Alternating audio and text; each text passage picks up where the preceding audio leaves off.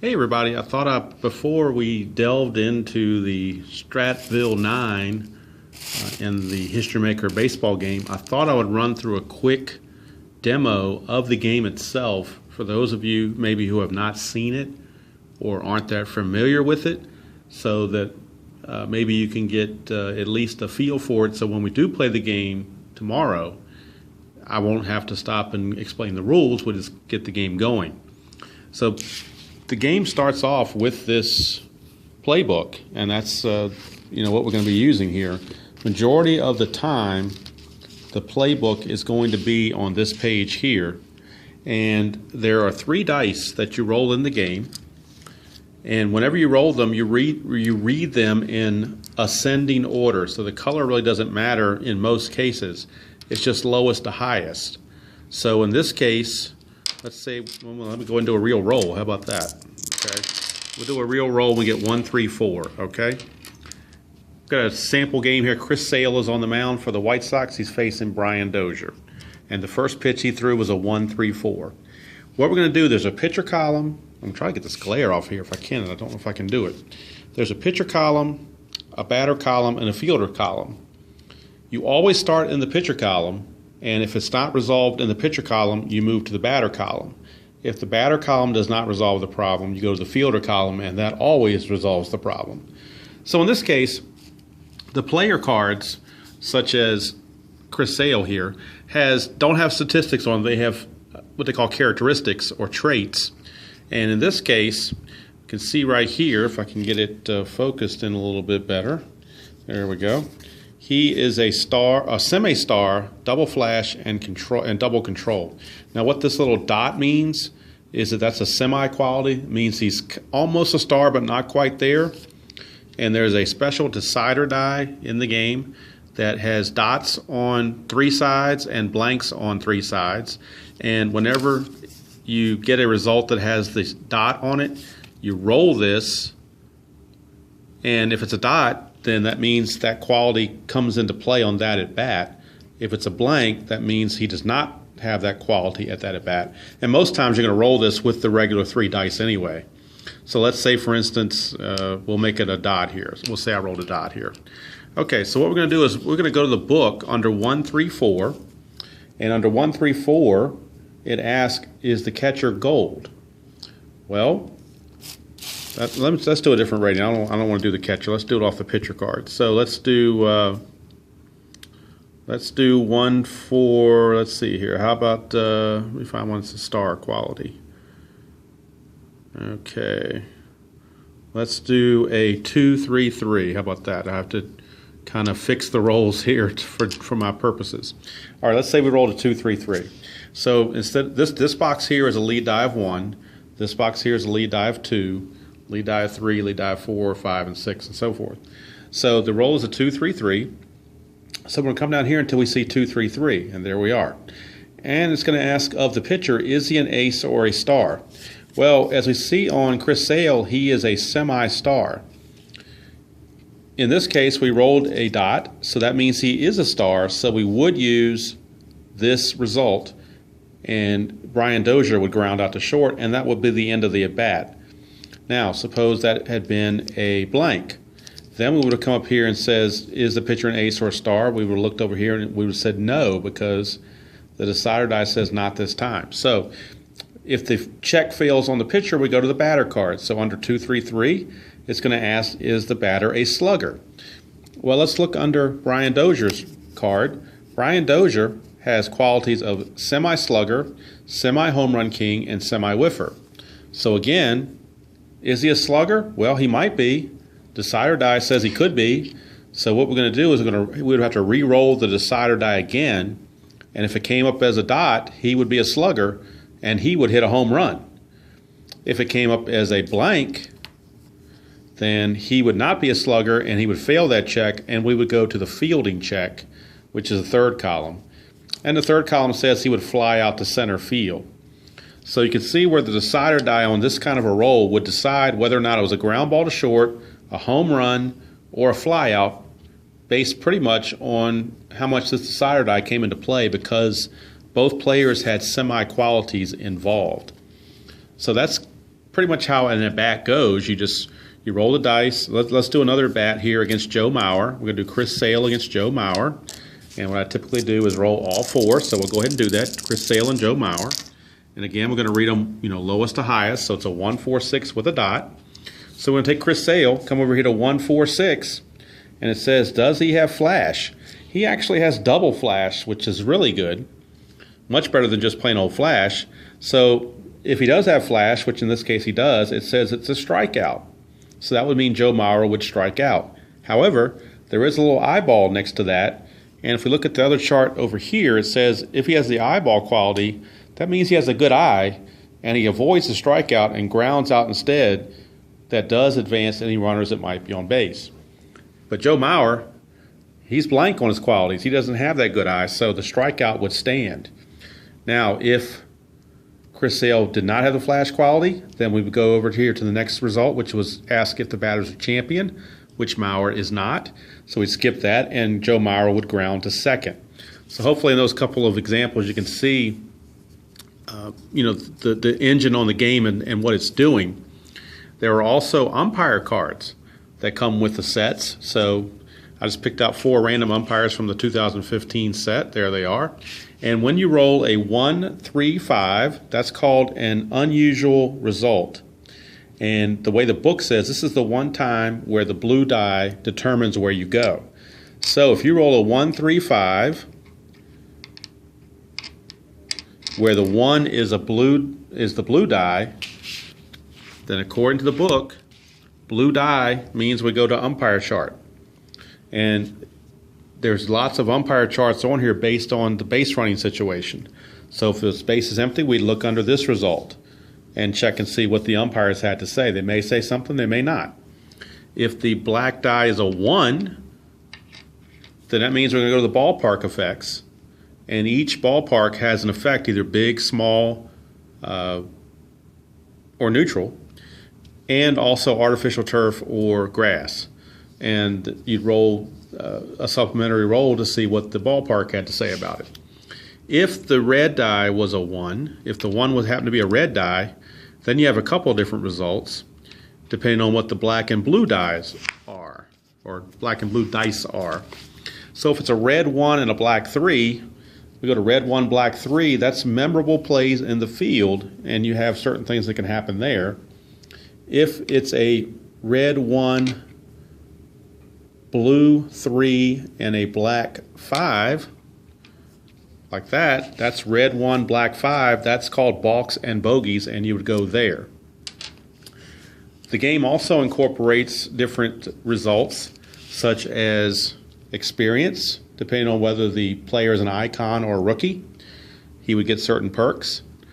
Baseball right now, which means the previous at-bat can affect, good or bad, what the next pitcher or next at-bat is going to be. So say Chris Sale struck out Joe Mauer, then if that result, and you get to those charts by looking at the blue, when these things are in color, like blue here sends you to right now, a red result would send you to the player experience, and a purple result would send you to the chemistry chart. So say, for instance, that Chris Sale got Joe Mauer out, or he couldn't get him out, so Joe Mauer singled to second, but it's in blue, so the very next result, we would go to the right now chart, and Chris Sale would be cold because he gave up the hit, and the next batter, if he had gotten a previous hit, would be hot, or it could be neutral. So those are the 4 or the 3 roles. Chemistry talks about the pregame, whether they're harmonious or in a sense of dissonant, and there's a pregame chart that you roll for that if you choose to play with that. I do, but only in a season replay. When it's maybe a one-game playoff or runoff, I don't really use that. There are also what we call drama charts. There's an infield drama, there's an outfield drama, and a plate drama. Now, infield and outfield drama is where you're going to have either spectacular plays made by the fielder or bonehead plays by the fielders. Plate chart, it talks about whether the pitcher's throwing a wild pitch or whether the catcher can't field a ball and allows a pass ball and so forth. So that's part of that. Let's see what else. The column or the row here in blue talks about base running. So much like on Strat-o-matic when you have star star, it tells you you get 2 bases or whatnot.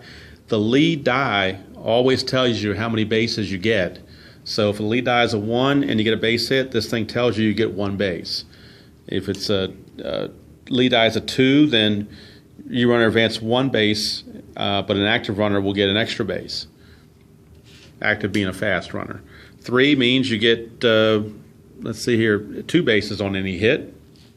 And if it's a 4, 5, or 6, then you're going to get 2 bases on a single, and the runner's going to score on a double even from first base. So those are little things here that you don't have to try to figure out the fielding. The base running. This tells it for you. And the way to get to the drama charts is simply by going to the book where it says outfield drama, infield drama, outfield drama, infield drama, and there's a plate drama on here somewhere if I can find it. And oh, here it is, plate drama. That's when runners have to be on base for there to be plate drama. So this is the one result where you can get plate drama. All right, let's see. I know this is down and dirty and fast because I don't have a lot of time and I'm just trying to rush through this, but I felt like it's important at least to give a quick overview of the game itself and how to interpret a game and so forth. Now there's also what they call manager cards. There are manager cards in the game that you can use throughout the game. It can help with your chemistry. It can help with, like, say for instance, your team was dissonant and you wanted to make them either neutral or possibly even harmonious. You could play a dugout chatter card, and it says manager chatter improves team chemistry for this at bat. If they were dissonant, they become neutral. If they were neutral, they become harmonious. You can have a one-on-one pep talk. Say your player struck out his previous at bat, and now he's coming up on a right now check. You can change him from a cold to neutral or from neutral to hot. Say you have a batter that's not very good, but he's a veteran, and he's facing a really good rookie pitcher. Instead of going off the batter card and pitcher card, you can force the game to go to the experience chart by using this manager influence. So that's the way you can do that. There are stolen base cards, so where you can choose to steal a base and you go through the procedure there. You can try to pick somebody off first base. It's a way to do that. Let's see here. Is there anything else? Let's see here. You can actually visit the mound, and what you do there is you can either add or remove any quality. So let's suppose you really are in need of a strikeout, and your pitcher does not have the flash quality, so it's not likely he's going to get a strikeout. You can give him the flash quality in that at bat. Or suppose he's a workman, gives up a lot of hits, and there's some places on here where workmans give up, like workman gives up a double, workman gives up all kinds of bad things for the hitter. For the pitcher. You can remove that workman quality for one at bat by it's basically visiting the mound. Here's another one here. You can argue with the umpire, and not only does it give the team harmony, it doesn't just move them from dissonant to neutral. It actually gives them harmony, but there's a caveat to that. You roll 1 die, and if it's a 1 or a 6, the manager gets ejected, and you cannot use any more manager cards throughout the game. That happened to me when I played the Major League movie game. I played it, with the characters from Major League. I tried to argue with the umpire and got kicked out, so that can happen. Statistically, the game does not stand toe-to-toe at Strat-o-matic at all. It doesn't intend to. It's mainly designed to to take a full season from opening day through the end of the year, and you go through your ebbs and your flows with your chemistry and stuff like that.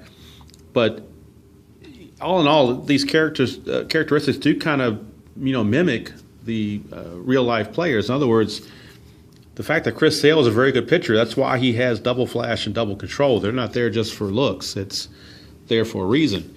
A pitcher like Mike Pelfrey doesn't strike out a lot of guys, but he's got good control, so they gave him control as his only feature.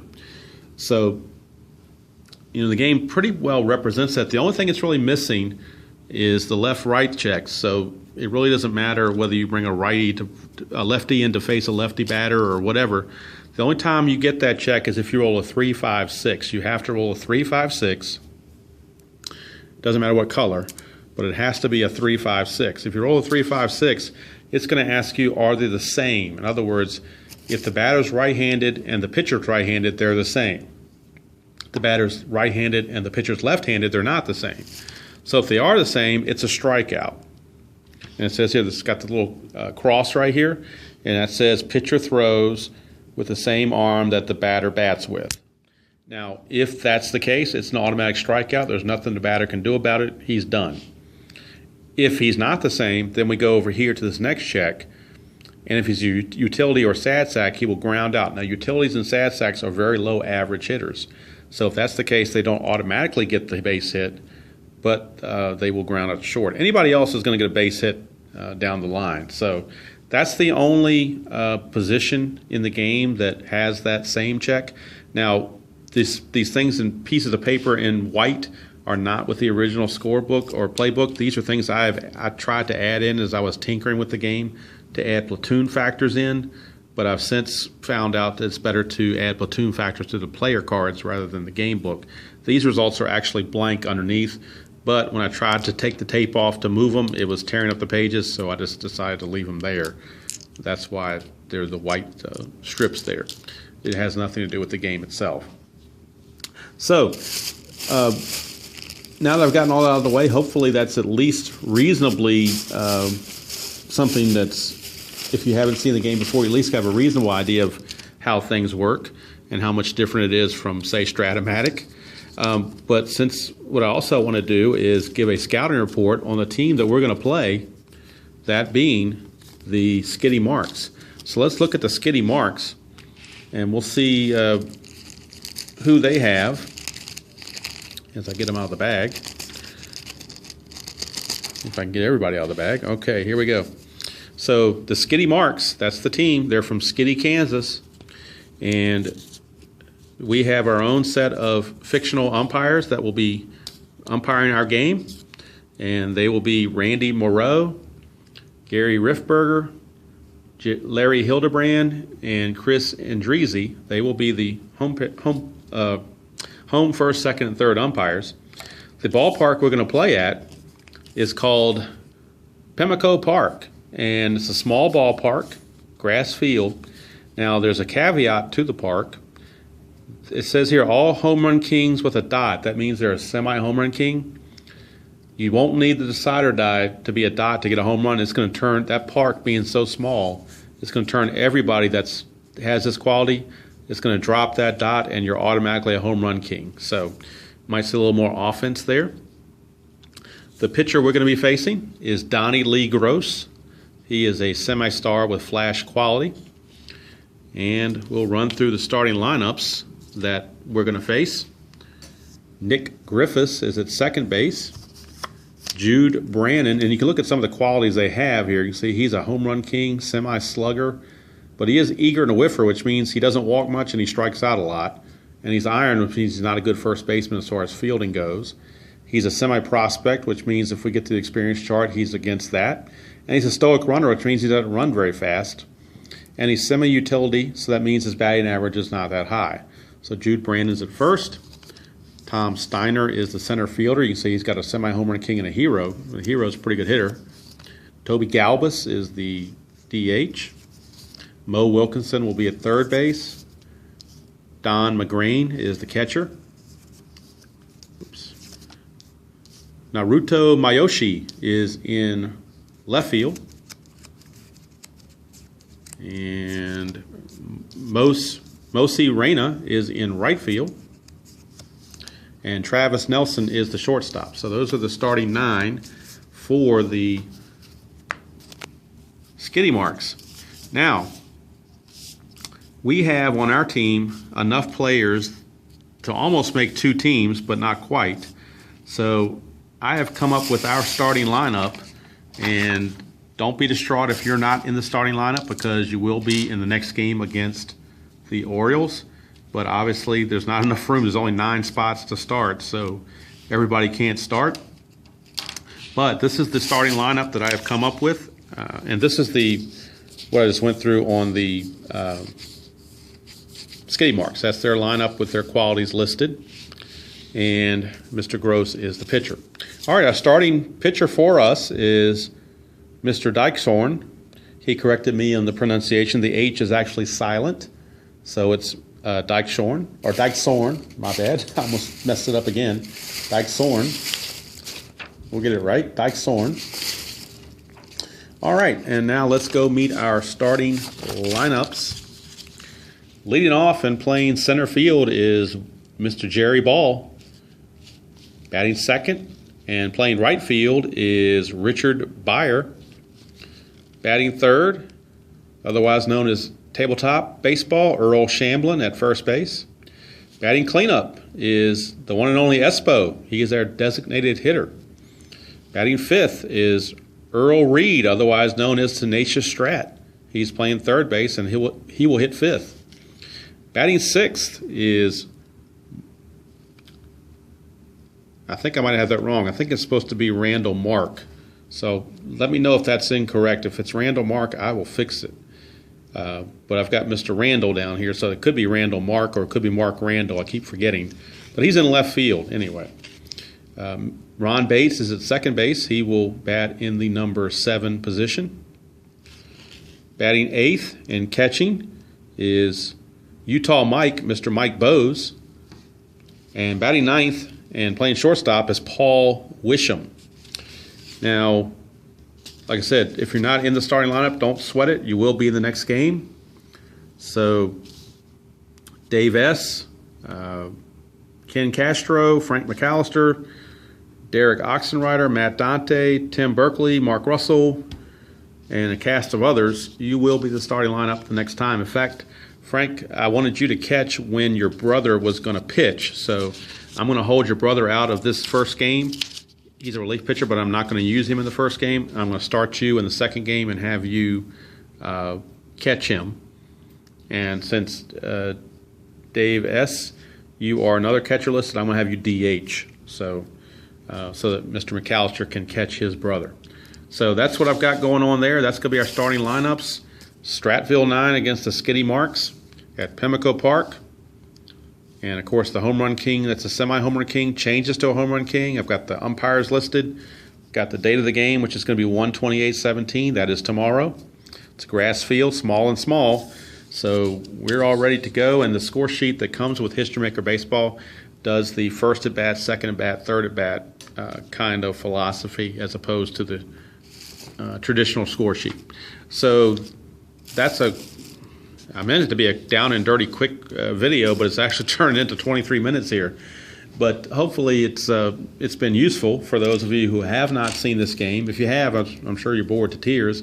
But I just felt like before I just went out and played this game, especially for the guys I'm not that familiar with that may not have seen videos on this game, or very many, I thought it would be fair to kind of give a quick down and dirty demonstration on the engine of the game and a couple of sample plays, and I wanted to go through in the lineup. And like I said, if you're not in the starting lineup, don't sweat it. You will be in the starting lineup against the Orioles in the following game. So that's it from here. I'm looking forward to recording this game tomorrow. Hope everybody will get a chance to look this over and get familiar with the game if you're not already. And hopefully you guys will enjoy it once I put it out there. Hopefully the game will be interesting to see how we do against not only the fictional set, the Skiddy Marks, but an actual Major League team, the 2016 Orioles. So I'll have to match wits with Buck Showalter in that game to see how it goes. So that's it from here. I hope everybody is going to have a wonderful weekend. Play a lot of Strat, play a lot of APBA, play some History Maker Baseball, some Payoff Pitch, whatever your replay baseball, status pro, whatever your choice is. And just the important part is you're playing it and you're enjoying yourself and getting away from the stresses of reality for a little while. That's what it's all about. And I will catch everybody tomorrow for our actual game, and hopefully it will go well. I'm hoping it will. I will do the team justice by my managing, and we shall see how that goes. But for now, we'll see you down the road.